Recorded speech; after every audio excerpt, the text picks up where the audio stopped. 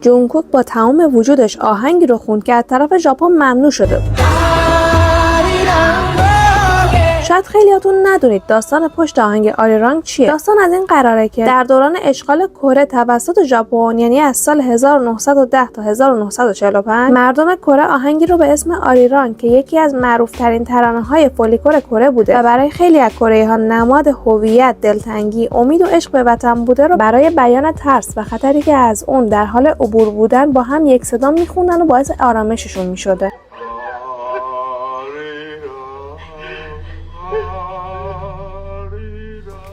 ژاپن بعد از مدت خوندن این آهنگ رو برای مردم کره ممنوع میکنه. حالا سالها بعد جونگکوک توی کنسرت ژاپنش آریرانگ رو با تمام قدرت خوند و آرمیای ژاپنی هم همراه شروع کردن به خوندن و این صحنه واقعا یه چیزو نشون میده. موسیقی میتونه چیزی رو که تاریخ زخمش کرده دوباره یک پل بین آدما تبدیل کنه.